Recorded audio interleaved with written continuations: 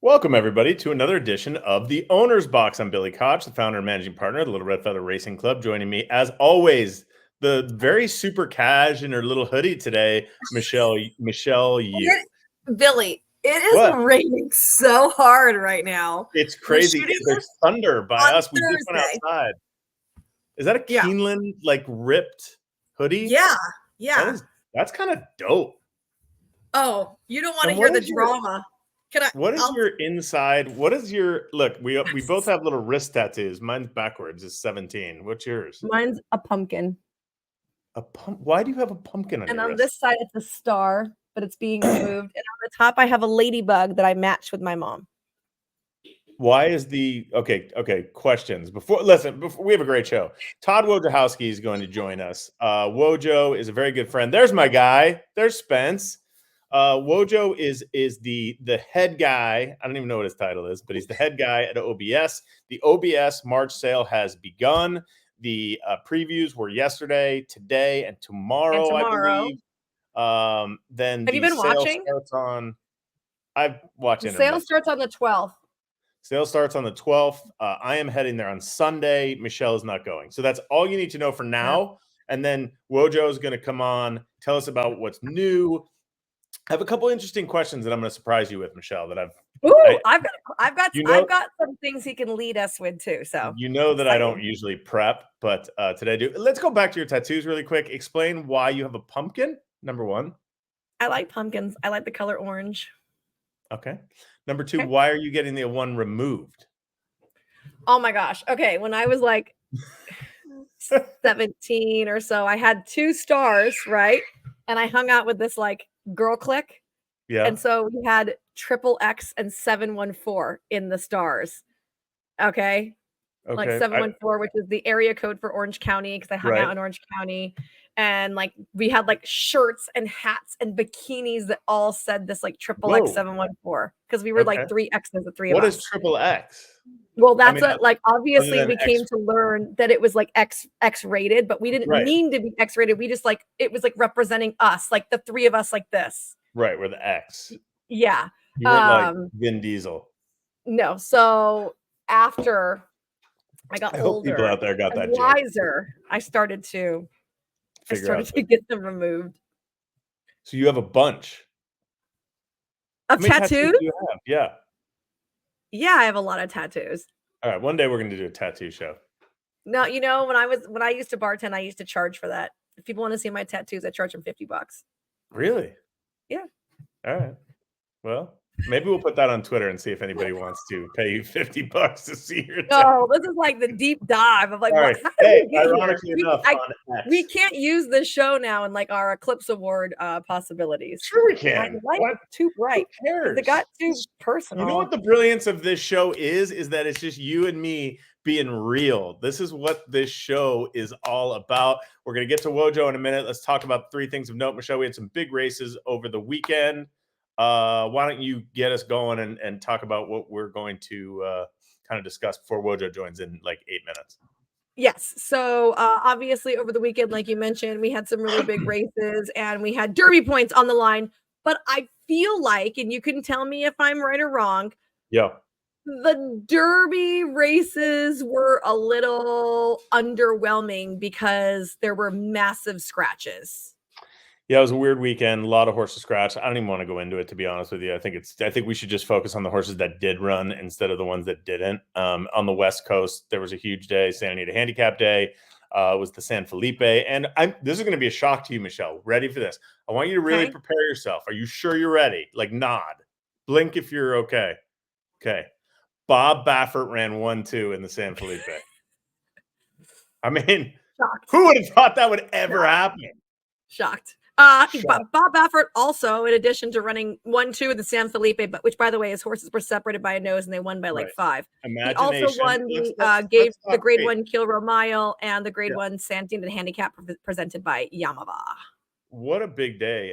Let's talk a little bit about San Felipe quickly, because Imagination thought was, ran. He's kind of a grinder. Looks like distance is not going to be a problem. He's part of the Madiket, SF, Starlight, 19 other owners group. And then Wind Me Up is the Three Amigos. So both of them, you know, I kind of like Wind Me Up last year a little bit. It looks like he's going to be a pretty good 3-year-old. I just think it's amazing. We talk about this every week. People are like, guys, stop saying it. But now we have Wind Me Up, Imagination. We haven't seen Prince of Monaco. We have May Moon. We have Nios. We have Muth. I mean, that's 6. Count them 6. Where would they be if the top 10 was made like right now and we could just include those horses in the Derby? Like they have to be. Actually, okay. So now I think, let me see if it's still up. So I believe they have like 2 separate leaderboards at Churchill. I love that. Hold on, let me see if there is. Because I swear I saw it. Okay, Derby horses. Oh, see, now they've taken it down. Okay, so now it just says American, Europe, and Japan. I swear the other day it said American, Europe, Japan, and Baffert. No, it was like entered horses or like uneligible or something like that. Now let me ask you, it just says American. Time out. One quick question. Nios didn't run.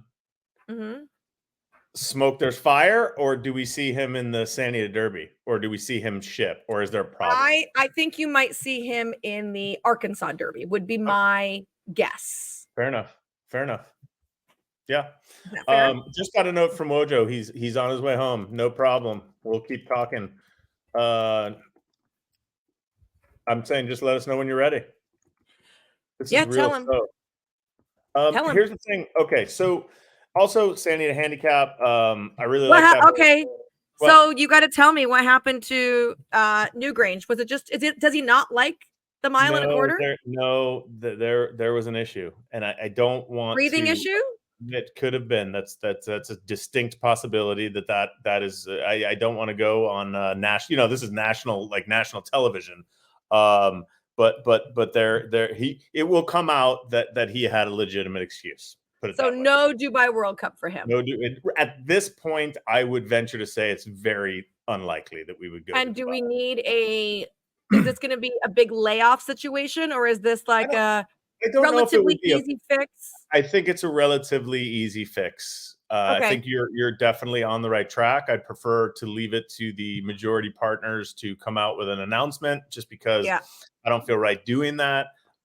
Just know that he did have a legitimate excuse, and we are going to hopefully fix it and get him back. Maybe for like the end of the summer, you know. Okay. But now, so my problem was the mile and a quarter scenario with him, right? Because he flopped for the handicap last year. So then it's like not Pacific Classic Ruiz. Okay. So it's not all right. I feel better. Yeah, I do too. It was kind of disheartening because I think everybody really loves the horse. Yeah.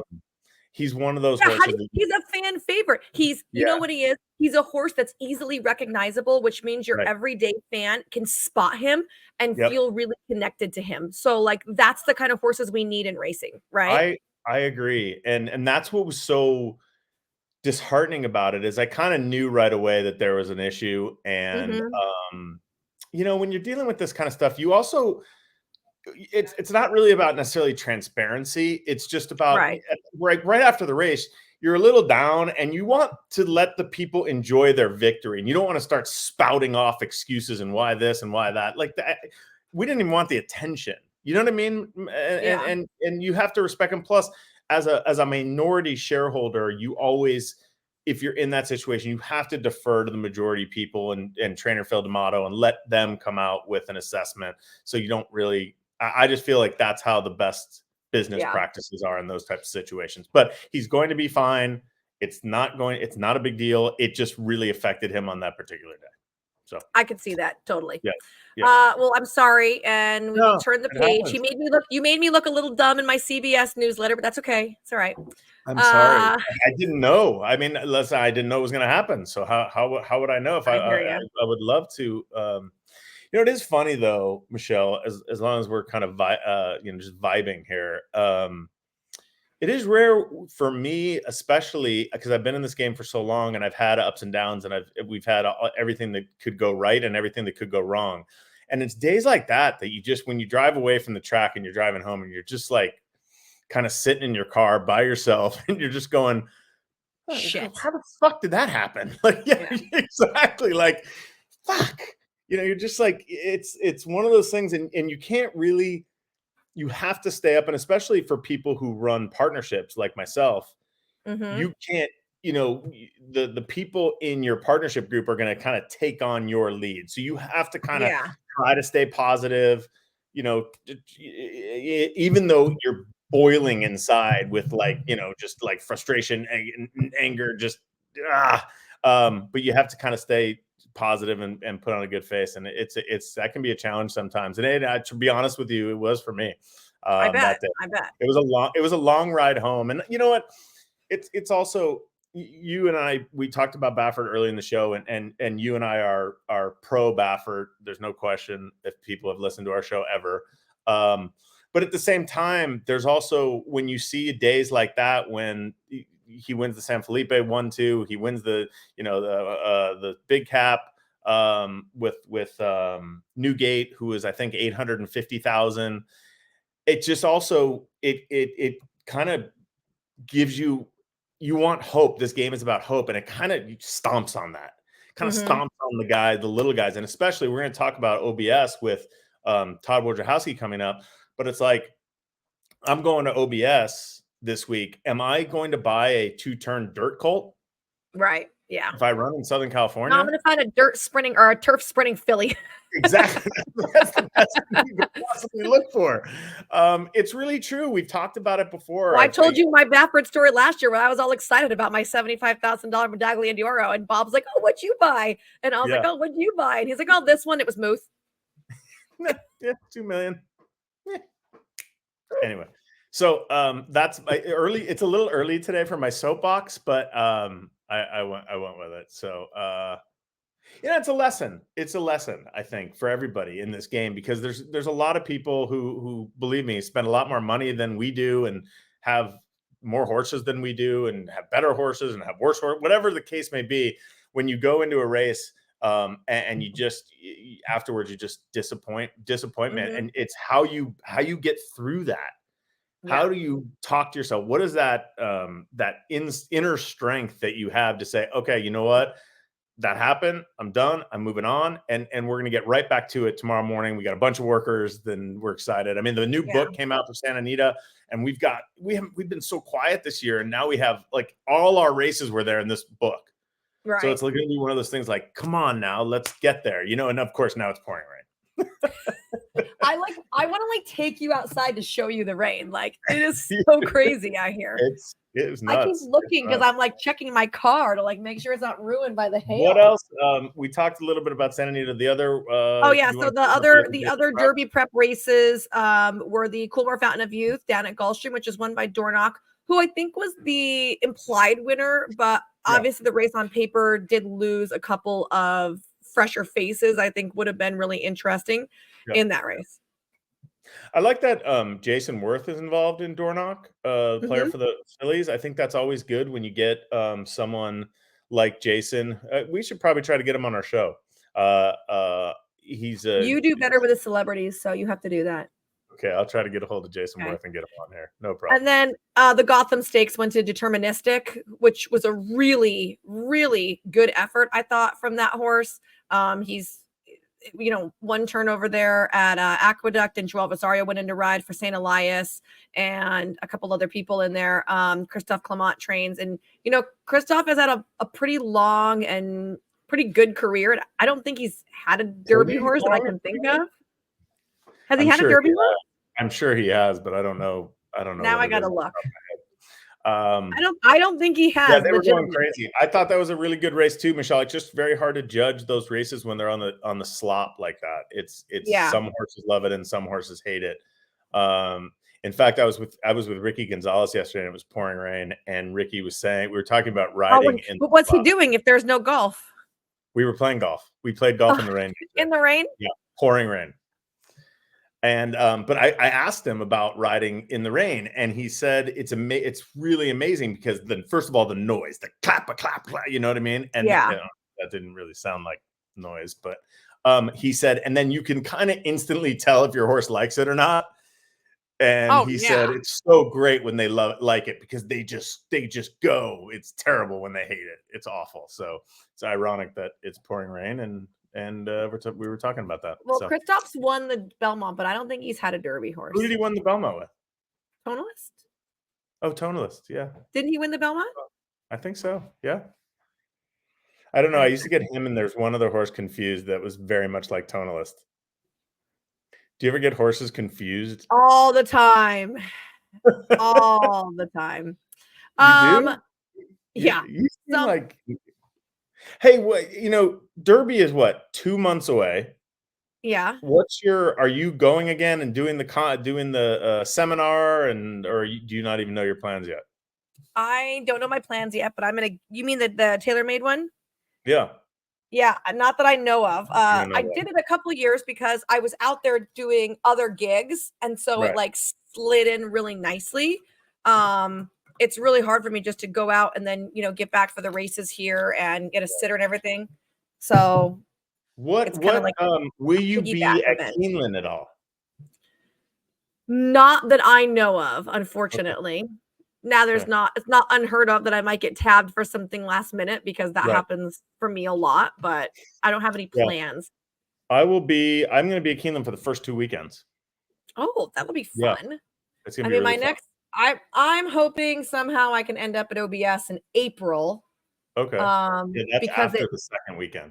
Yeah, and it's like the week that we're on break at Santa Anita. Yeah, the break from Santa Anita is April 8th through the 18th. Yeah. So, and the sales date there, I think, is like 16th through 19th or 17th through 19th or something like that. Yeah. So it works really well if I can get someone to watch my kids that I can do OBS. Is there a child behind you right now in the blur? No, that's a dog. Oh, it's a dog. Okay. Yeah, Gaston. Would Ryan Hansen allow you to share a hotel room with me if on last minute in OBS? I don't know about that. I don't know about that. Huh? What do you think, Gaston? Who is that? That's Gaston. Oh, Gaston. Isn't he cute? Does he sing Beauty and the Beast songs? No, he's a villain, though. That's why his name's Gaston. Now, did we replace the dog that passed recently? Yeah. Well, no, not recently. I just said he's on the verge of dying. The one that died this summer, this is the replacement. Yeah, that's the replacement. Okay, Gaston. The twin. And he is this is Frenchie. So we talked about tattoos, Frenchies. This is like a date night, I feel like. Sharing a room at OBS. This is a great show. All right. Let me tell you real quick some other things that are going on in racing right now, because this is like breaking news on the Blood Horse. Wow. Yeah. The long-running dispute between Nick Ruiz and the CHRB is fully and finally resolved. So the CHRB are actually paying Mick Ruiz $300,000 as well as disqualifying. Yes. Oh, wow. So he's disqualified. They're disqualifying Justify. There's a purse redistribution.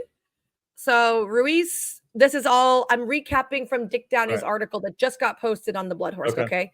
So Ruiz sued the CHRB in 2020 after Justify tested positive for scopolamine. Right. And the suit was precipitated because the CHRB decided not to take action in a closed meeting. So then this judge took matters into his own hands about the suit. Because the CHRB said other horses had tested positive at the same time, and so it was an environmental contamination. But this judge said, I say nay, and he ordered the stewards disqualify Justify. I say nay. There was this massive thunder. Yeah, it's crazy over here. Yeah. So now the settlement is made without an admission of wrongdoing or liability.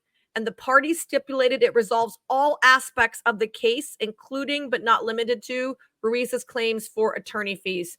So he gets the $300,000 as well as the race distribution. So that's the race was worth over $1 million, right? So he gets $600,000 for being the winner, and he had gotten $200,000 for the runner-up. So he gets an additional $400,000 there. So that's a pretty nice. Where does that, do the other guys who did the owners of Justified now have to come up with $400,000 to? It says on here the agreement on its face is not binding to the then owners of Justify, which include China Horse Club, Head of Plains Partners, Starlight, and Windstar. So they also retain the right, presumably, to appeal the steward's ruling. Interesting. Maybe we should get a lawyer on here to figure out how that goes down. Well, Daryl Vanna would be obviously the guy to bring on. He was the lawyer on the case there, and he kind of picks up everybody's everybody's stuff. Yeah, maybe we should get him on. Yeah. Is Wojo in the room? Let's No, see. he's not in the waiting room. He's not. Okay. All right. Let's keep going. Okay. So what else do we have at the also end of the show that we always do that we could do at the beginning of the show? our So we don't Santa have to Anita, stop what's and coming up at Santa Anita thing. But Okay. well, I guess I'll tell you what's coming up at Santa Anita. We've got Yeah. 3 days of racing, right? Friday, Saturday, and Sunday. I have to say, the racing this weekend, Friday's a little on the light side. The Saturday card is nice. good. Yeah, it's good. Nice. The Beholder Mile. Who do you like in there? I don't even know, because I always pick a Dare Manor, and I always pick Desert Dawn. So now what do I do when they have to face each other? We Pick found someone nine fillies to run in this race. So Amazing. It looks like a really interesting Well, race. they got 2 shippers. They got 2 shippers. Yeah, Green Up for Pletcher, right? I don't really know much about her. And then Interstate Daydream. Yeah, she's good. Right? She used to be with Brad Cox. Yeah. So she's Pletcher too now. Yep. So we've got those two for Pletcher. We've obviously got a Dare Manor. We've got Coffee in Bed, who was second in the La Cañada. We've got Desert Dawn, who won the La Cañada. Finally gave me a win. Sweet Azteca, that Michael McCarthy filly that ran off the field. She's kind of the now horse. She's only had like 3 lifetime starts. She just has to go. She has to turn, right? She can't lug out. She's got. I mean, she's super fast, but she's got room to grow. Yeah. We've got Kirsten Bosch, Turn Loose, and Window Shopping. Yeah, interesting field. Should be a good race. I think that's a great field to put together. That's on Saturday at Santa Anita. Yeah, that's Saturday. And then obviously we do have racing on Sunday as well. Oh, in addition, Saturday we have the San Simeon and the Santa Isabel. And then on Sunday we have the China Doll. 3 good races. A lot of good racing at Santa Anita this weekend. Let's hope the rain finally stays away for a little bit and we can get back. The track is open for training. They originally had closed the track this morning and said joggers on the training track only. And then last night they were like, never mind, which was great because we didn't have a drop of rain all day. Right. So horses were able to train. How is the synthetic training track so far, in your opinion? I haven't been on it at all. I've asked Ryan about it, and he said some horses get over it like they're floating, and some horses really struggle. But I think that's kind of how synthetics always have been, right? Like some horses love it and some horses don't. I mean, it's very similar to a turf horse getting on the main track. Like some of them are fine, and some of them are just like slugging through heavy mud. I talked to obviously Jess on the show and Millie on the show, and they both said it's a little on the sticky side right now, but it's fresh and it does need to settle. And the people behind They're it not have allowing said breezers. They're not allowing breezers yet. Yeah, because it needs to settle. So what happens is when you install these fresh tracks, right, they've got to like find themselves. So right now they're a little, I don't want to say uneven, but they're certainly packed down more in areas than they are in other spots because it's all fresh. It's got to have that like constant use before it's like perfect. And there's, yeah, that makes a lot of sense. No funky spots. So I think that's such a smart move for them to allow it to settle. Plus the wax that they put in it is actually like really tempered for the hotter weather that we have down here. And I think that's going to help it like bind together a little bit more to itself. But because maybe we haven't been as hot, there's a chance that, it's getting a little bit more kickbacky than normal. So overall, I think that it's a nice adjustment period. Also, we don't want horses to go breeze right away. I mean, obviously this is a new synthetic, but I remember when I worked for Asmussen and we sent horses to Presque Isle and we sent them over there and ran races or, sent them over for work. And they had never been on synthetic before. And they had all kinds of things come back funny. Their hind end got pulled. They pulled a glute. They had a soft tissue injury because the muscles you use on it are really different. So I think it's super smart for them not to just go and say, hey, everyone gung-ho, come work on the brand new surface. Real quick, before we get to Wojo, he's jumping on this chat right now. I don't know if you saw your text, but did you see the renderings of Belmont Park? Yeah. They're pretty cool, right? It looks like Arlington. It looks nice. It looks like they're going to be, and I know there was a lot of people who were like, no, we like the way Belmont Park is. Like, please stop it. Stop. I mean, they're doing millions and millions of dollars of renovations to make it a really nice place to go to. Yeah. And so let's get behind that rather than say, we can't change Belmont Park. Like, that's ridiculous. If someone said right now, like, hey, Santa Anita's getting a facelift, like, you wouldn't be like, oh no. Like, well, to be fair, most of Santa Anita does not need a facelift. I'll say Yeah. the bowels could use some freshening, I'm just but saying. Belmont was tired. Yeah. Look, it had some beautiful brick and there were like some nice signs, but it was tired overall. I agree. All Oh, right. Todd, here you ready? All right, here we go. There he is. My guy. Billy and I had to talk to each other for like 30 full minutes right now. Oh my goodness, I'm so sorry. It was bad. I did a You little should hear all the things that but Billy knows about me now. what's going on? How were the first 2 days of the Breeze Show at OBS, my friend? That was great. Unfortunately, we had a little bit of a headwind. No, not a little bit. We had a pretty stout headwind yesterday. 17 to 20 miles. Yeah. So, but still, we had a good Breeze Show. Today, it totally flipped around. We had beautiful weather. Yesterday, threatening rain all day. Fortunately, we dodged the rain, but didn't dodge the headwind. Today, we had, sunny skies and we had a tailwind. So everybody was a lot happier today. And it's interesting that you say that, because a lot of people who you talk to, they'll say, oh, the times don't really matter, right? Like, we were there we know that horse breezed on day one and there was a headwind, but then all of a sudden when it gets to sales time, everyone's like, whoa, that horse breezed 10 and 2. Like, maybe that's too slow. They forget that, Woj. How do we handle that kind of situation? Well, unfortunately, I think that's human nature, right? The time is a very easy metric to focus on. Sure. Because a lot of the other stuff that the intangibles that make a horse a great horse sometimes aren't so obvious. So I think as human nature, we tend to, kind of gravitate towards those easy metrics to see. I think we keep pointing towards the horses that go and perform year in and year out that didn't necessarily have the fastest breeze. Right away, I'll point to White Barrio, who was a 10 and 2 breezer that, won the Breeders' Cup. Unfortunately, didn't perform as well as they had hoped in the Saudi Cup, but still a very accomplished horse and not the fastest breeze of that sale by any means. If you were buying a horse next week, and I will see you on Sunday, talk to us a little bit about like you're in it. I mean, you're in the inside baseball here, Woj.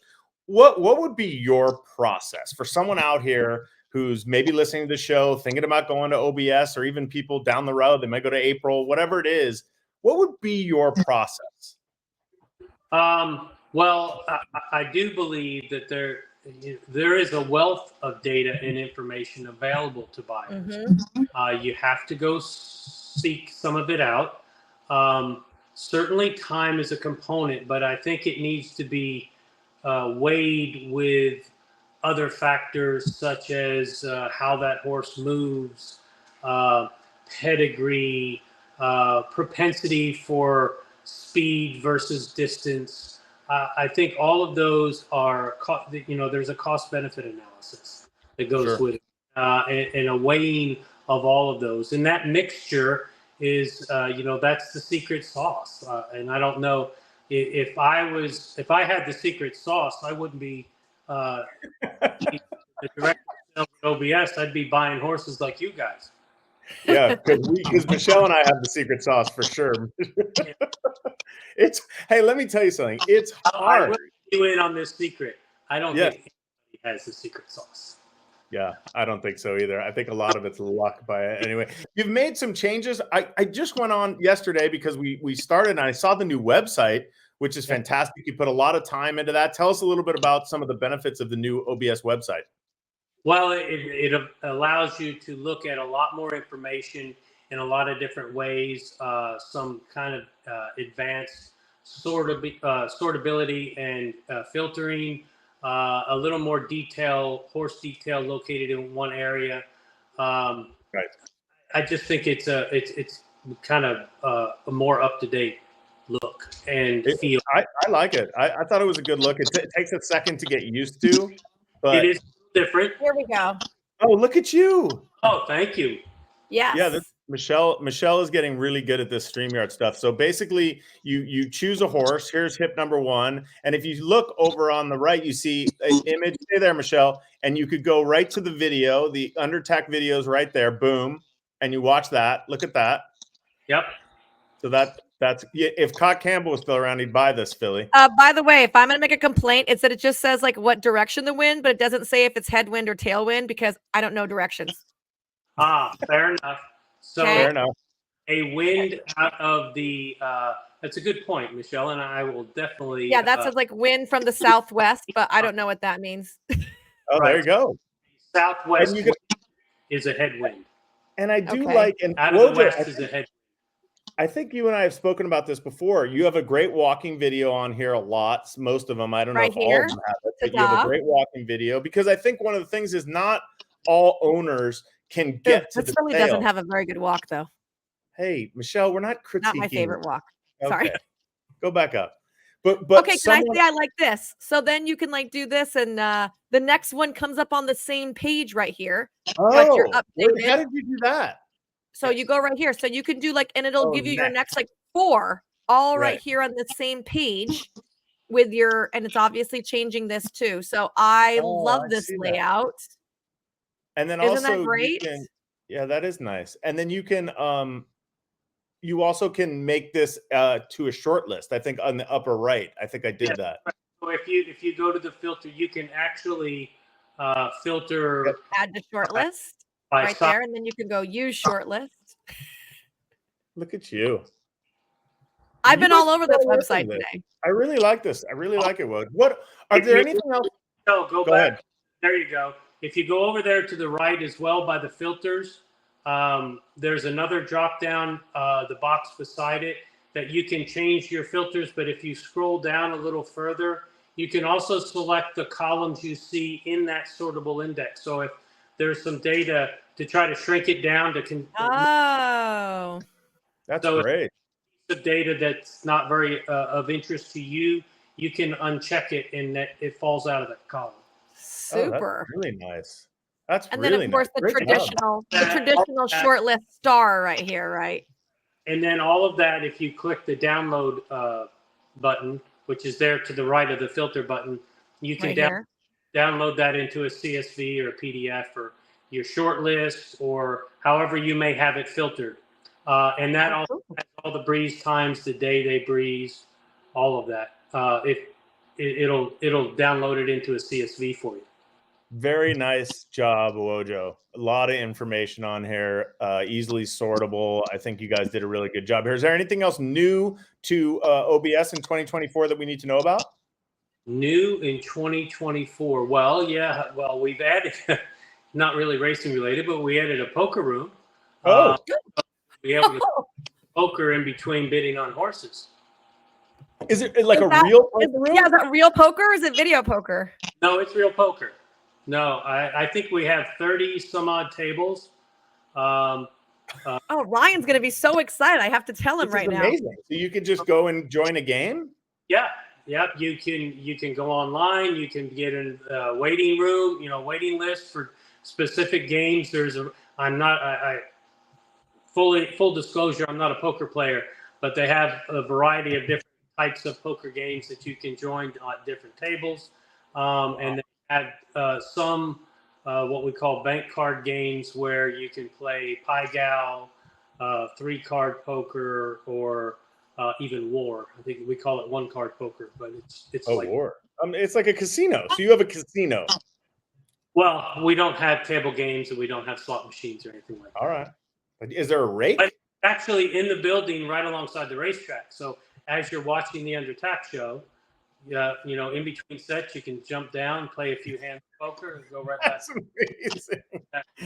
Was that McCraughlin's idea? Yeah. Well, he's busy on the ITW side. I'm sure. Yeah, he does do that. Tod Wojciechowski joining us from OBS. Go ahead, Michelle. Sorry, Todd. I know that there's a lot of perks that you offer owners that are there. Can you just tell us some of the things that you can do for people coming into town? Like, I'm pretty sure you guys have booked hotel rooms even. Sure, we help a lot. We help people a lot with booking hotel rooms at a discount. busy time, even though some people call it slow cala, it's a busy time of the year here. There's a lot of things going on, other horse interests that are in town between WEC and other venues. They're having horse-related events. So hotel rooms do fill up. We work hard to try to help and work with our buyers in getting them lined out and finding accommodations while they're here, you know, as far as arranging rides from the airport, and then helping with reservations at places to eat in town and things to do while they're here. I mean, a full-on concierge service. Even went so far last year as we had some Japanese buyers come to town, and the owners came with the buyer. They had a young child, and we arranged childcare for their child. Wow. Look at you, Woj. That is full-on concierge service. Yeah. And I love also that if you go to the OBS website again, there is a list of hotels that actually show the under tack videos in the hotels. Yes, we have. There's probably 8 or 10 hotels in the area that we run our under tack videos on during the day, whether it's at the bar, at the Hilton, or in your room. They're in-house. I love it. I'm going to switch gears a little bit to what's a very kind of important topic, I think. There was a case recently, I believe in New York with Engelhart with a horse that may have had a certain substance at a sale, and then it got ultimately stayed with the horse. You know what I'm talking about. I'll explain the situation. Jeremiah Engelhart had a horse come in, and they had purchased it out of an in-training sale. The horse ended up injured or being euthanized, and they tested it, and it tested positive for clenbuterol, which he said he never administered. They were able to utilize a hair test on both that horse and another horse purchased at the same sale, and the hair test can date back kind of like how far back the clenbuterol was given, and they were able to predate it to when he purchased the horse. So before he bought the horse has been when it had been administered. So he was, he was given a leeway on that. So I guess my question is, Woj, what is OBS specifically doing to prevent a case like this? As far as what kind of drug testing are you guys doing? I know there are options for an owner who buys the horse to do some testing. Can you go into that a little bit? Sure. So I don't know if I can address specifically the Engelhart case because I don't know it intimately. And I think as an industry, we need to be careful and make sure we're dealing with facts and not hearsay and what this guy said, that guy claims, and this, what have you. You know, we do offer, we do testing at the Undertack show. We test approximately 20% of the horses that participate in the Undertack show or that are in the sale. They are submitted to subjected to a blood test, testing for prohibited substances, and all of this can be found in our conditions of sale on our website in conditions of sale, and our medication policies are on our website for everyone to see. On the signer section, you'll see a link for the medication policies. But for a number of prohibited substances that include clenbuterol, medroxyprogesterone, any class 1, class 2 medications that are, narcotics and stuff like that, the hard stuff. So we test for all anabolics. We do test for that at the Undertack show. And then as a buyer, you have the ability to check when you sign the buyer's acknowledgement. You can elect to have a blood test drawn there for the same type of things: undisclosed medications, prohibited substances, anabolic steroids, and then as well as bisphosphonates. Would you recommend that as I get that question all the time? You bought a horse, your heart's pounding, I'm shaking, signing the ticket. And then it's like, do I want to do a blood test? And like, part of me is like, yes, I probably should to cover my own ass. And then part of me is like, am I really going to do this now? What's your recommendation on that? That's a hard question, Billy. I think that's an individual question. Yeah. I think that's a question that each individual has to come to on their own. Okay. I'm not passing. It's like $500, right? Yeah. That's something that no judgment on whether someone does or doesn't. That's their personal choice, and that's up to them. Billy, have you ever? Yeah, I think I've done it. I honestly can't. I think I do it. I mean, if you're spending that kind of money that anyone's spending, whether it's $50,000, $25,000, $100,000, $500,000, to spend $500 to make sure that their test is good, I think it's probably worth it. I would do it. I mean, I think. The other part of it, Billy, is I think all of this will be evolving as Heiss's role in racing has started to evolve and becomes more and more prominent. All of these things will evolve. Well, you look at, if you read about our industry on Twitter, which is probably not a great thing for anybody to read, but you might say that we're in decline. I mean, and that there's nothing. You talk about living in the world of facts, but yet here we are at this 2-year-old sale, and there are going to be horses sold for $1 million and $1.5 million, and it's going to be skyrockets right next weekend or next week. Like, how do we justify this? How do we tell people, like, hey, there are people spending to get these horses? I think the answer for me is, and if I had a magic wand, I would bottle that feeling one gets when your horse is at the 16th pole and is just stuck ahead in front. Mm-hmm. You got a shot to win, or is closing on the leader, or that horse that you've raised or that you bought is in the sales ring and the price starts climbing to the point where you're delirious.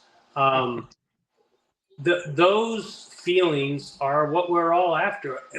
We are an industry of optimism.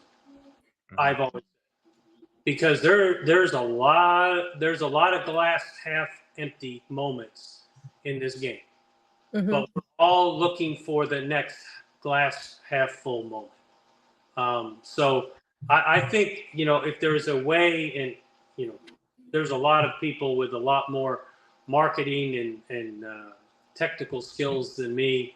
If we could figure out a way to communicate that better to the masses, I think it would be a good thing. And again, we've all heard this that are in the industry. We know the level of care that goes into all of these horses, and we know the amount of human sweat, toil that goes in to making sure those horses are as cared for as best they can. I don't know. Maybe we need to try to get those people on the backside and spend the day following trainers, grooms, hot walkers, jockeys around for a day to say, my goodness. I can remember years ago, my mother trained at the track, and I remember years ago she hired a kid over the summer, and he was he was in college, but he was looking for a summer job, and he'd been there about a week, and he was exhausted. He just whooped, and he said, my goodness, he said, I don't know how I could have never imagined the level of physical effort that goes into taking care of these horses. It's a lot. It's a lot, and it's worth it. That I wish we could do a better job of. We can tell each other about it, but for some reason there's an air gap between us and the public in trying to get that across. I agree, Michelle.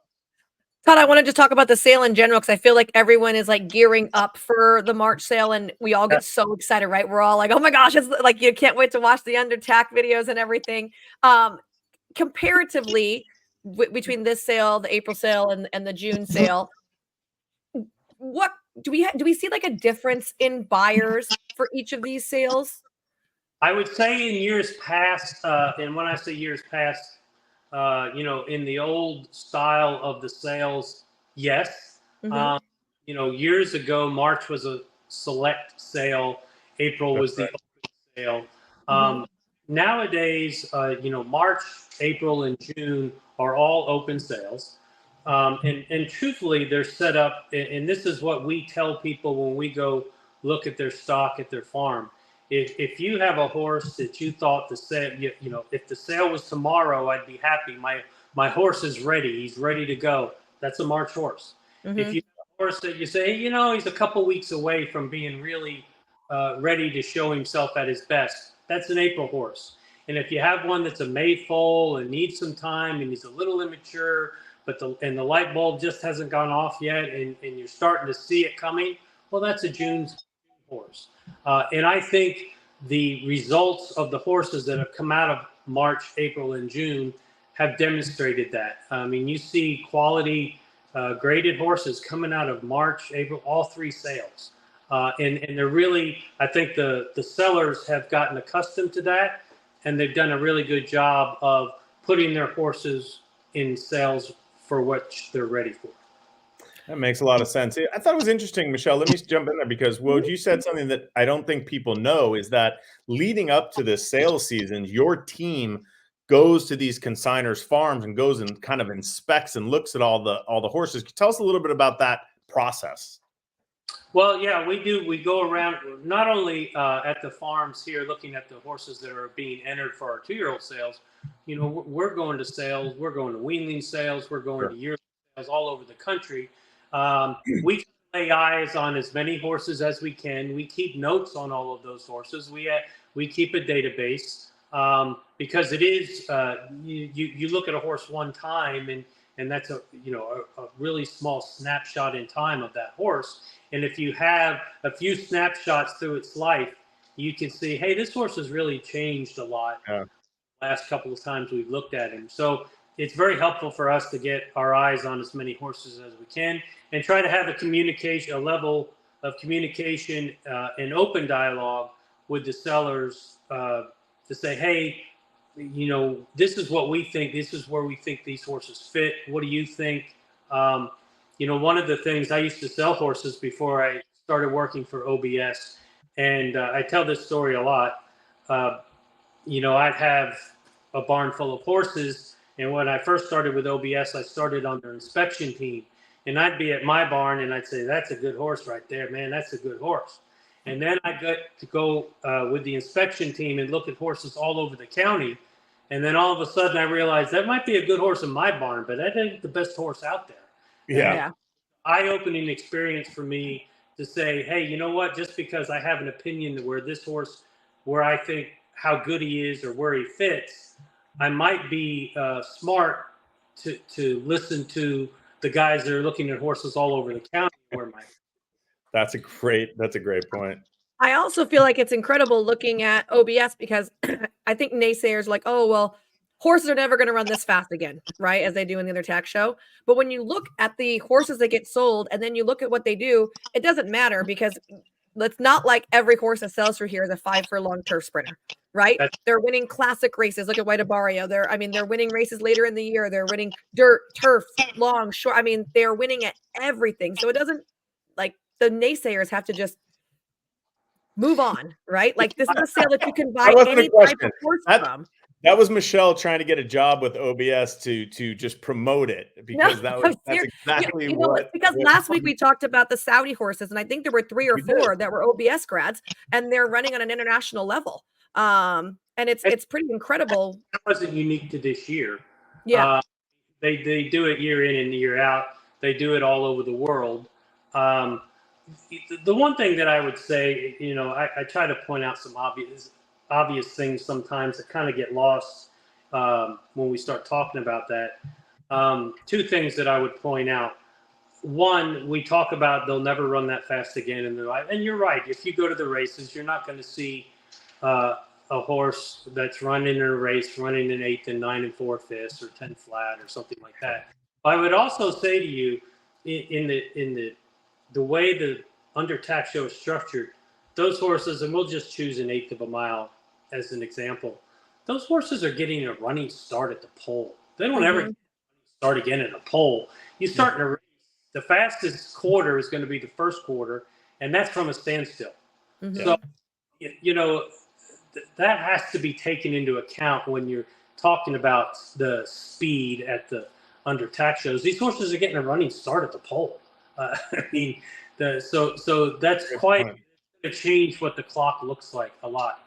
The other thing something that kind of came up today in a conversation, they talk about the speed with which the horses are breezing, particularly at our facility right now, because we had a very fast day. You know, a lot of times we're thinking of it in the terms of a dirt track. And you guys and I know that if you have a dirt track that is really, really fast, that means it's hard, right? That's not the case with the synthetic track. These horses actually are coming back off this track as good or better than when they went on. So that different surface is a factor, and truthfully, a running start at the pole, I think, makes a big difference. Yeah, that's very, very valid point. Very valid point. Well, give us one thing that you're really looking forward to next week. You've done this. How many? First of all, how many years is this for you? This is I think my 14th year at OBS. Wow. Do you get? I'm going to ask two questions. I didn't count all the years I did inspections, so it's probably sure. But like, do you get? I know there's a lot at stake right now, especially during the Breeze show. You want everything to go well. You want all the horses to come out well. We're talking about safety, and you've been a great supporter of aftercare as well. Michelle, last year, Wojo did help us with Karma. We did some fun things. We did a vest that's awesome. Did some hats. But Woj, like, are you more nervous for the Breeze show? Or are you more kind of nervous for the sale? Oh, I don't know that I'm nervous. I would say anxious. I'm always anxious. So, personally, my goal is to provide every seller the opportunity to display the horses that they have in their best light, right? Yep. So I want to try to have a fair surface or a fair track. The one thing, again, we breeze more horses than any other sales company in the world. Mm-hmm. No in the world are there more 2-year-olds breezed over more days than at OBS every year. So, for example, this breeze show is 4 days. April, there'll be 7 days. June will probably be 6 days. So our goal from the Under Tack show is, one, for it to be safe, and two, is for whatever day on which you sell, and whether it's early in the morning or later in the afternoon, day 1 to day 7, to give you the best opportunity to show your horse. So that's my goal. And we're, everybody, again, they focus on time sometimes too much. So we're always constantly trying to make sure that we're taking care of the racetrack in the most optimal way to balance between showing your horse off and it being a safe surface. So has anyone ever asked to be like, can I breeze again? Like their horse was bad, like naughty, like didn't, want to get into stride or something. Like, has there ever been a shot where they're like, can I go one more time? Have a takeover. That has been asked. They have asked for do-overs, and we don't allow do-overs. That's wouldn't be fair. Could you imagine if you went to like work your horse and like you started to like buck down the stretch instead? Exactly. You're like, can I have a do-over? They are horses. That would be your horse. Yeah. Michelle, actually, you know whose horse that would be? That would be like when you and I decide to do a yearling together and hook it, and we'd spend like $25,000, and then we'd like get the horse ready. And it worked like lights out like 4 times at home, and we send it there, and it it starts to buck down the lane. Exactly. All right. Well, a couple other questions. Is the snow cone machine back this year? Because last year I think we didn't really have a good ice cream snow cone machine set up. Yeah, unfortunately, we lost the ice cream truck, and the snow cone was kind of not a great substitute. Snow cones? No, the ice cream truck was great. What about like maybe a healthy, like a frozen yogurt type thing, something, because you want that afternoon snack after at a. By the way, the food at OBS is outstanding. Oh my gosh, the tuna sandwich at OBS is very good. Yeah. I ate it every day last year. Good. Yeah, listen, looking forward to seeing you and everybody there. We hope you have a safe and huge sale, and we appreciate you spending the time as always, Woj.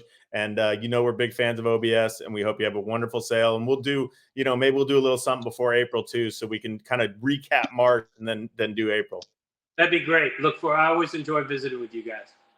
All Thank right, you Tod so much. Wojciechowski here on the Owner's Box. We are going to see Wojo next week, and we appreciate it. Get out of here. Take care. All right, Woj. So that was Billy, good. That was fun. what sire is going to be the big sire for this sale? One sire. Freshman sire. Can you give me like 4? I haven't really watched the breezes yet, but go ahead. Give me 4 of them, and I'll choose. Authentic, McKinsey, Improbable, Improbable, Chance-a-lot, Volatile. I expect the volatiles to be fast because he was so fast. I would say McKinsey. We have a McKinsey filly that is just outstanding that we bought as a yearling, and I hear really good things about the McKinseys. I think that. I think that's the road. That would be my bet. And I don't know the odds or anything, like if you made odds and we chose, but I would go McKinsey. You're nodding your head like you're in agreement. Do we miss someone that's like big? I feel bad now. We should ask. Let me look real quick. I mean, you told me to do it like off the top of my head. So let me look real quick. Let me look at the sires. We should ask Wojo about that. That was dumb. I know, and I was going to, but then I didn't know I'm gonna text how him long right we now. could have kept him on. Yeah. Matoli, Midshipman, B Jersey, Higher Power. He's fresh this year, right? Complexity. I like Complexity. Honest Mischief. There's a sire named Breaking Lucky. Breaking Lucky. Oh, I don't know who that was. Interesting. Echo Town. Echo Town's first year, I believe. I like Mackenzie. I still like Mackenzie too. Tom's d'Etat. I think people like the Tom's d'Etats. I have not heard one thing. I do like Complexity. I want to say that I like Complexity. Okay. I could be very wrong. Sire named Curlin's Honor. No. I think there's a horse like Gunrunner. Is he pretty good? I mean, yeah, but I'm talking about first years, like 1,000 words first year. It was a joke. Global Campaign. He's first year, right? All right, let's wrap this thing up. I gotta go get something to eat. I'm starving. You didn't like 50. Okay, if you guys before we started, Billy's like, if we keep this like 25-30 minutes, we're good. Doesn't have to be an hour. 57 minutes and 37 seconds, my friend. Wait, Wojo just got back to me. He said McKinsey was all over the press release yesterday. Mm-hmm. Today it was improbable. Because Billy worked the bullets. Yeah. Today it was improbable. Okay. So that's right from Woj. All right, buddy. When am I going to see you? I'm not going to see you. Not for weeks because you're leaving. Oh, yeah, I'll leave. And you're not going to be at the races this weekend. No, next weekend. And I don't know if we're going to do a show next week. We have to decide. Oh, the sale. I'm going to be at the sale. Well, maybe we'll find time at the sale. Maybe something on like on the 13th. I'm going to Madonna. You're going to see Madonna? Strike a pose. Vogue. Olivia loves Madonna. What's your favorite go-to Madonna song if you had to have one? Material Girl. Really? Oh my, that's so good. Okay, let's go out on a little Material Girl. Go ahead. Bye, everybody. You want to play it or you want me to sing it? In a material. Some boys kiss me, some boys hug me. I think they're okay. No. Okay. You didn't ask what mine was. What's yours? Like a Prayer. Oh, life is a mystery. Everyone. Great song. That's a good song. All right. See you guys, everybody. Thank you, Woj. Good luck at OBS, guys.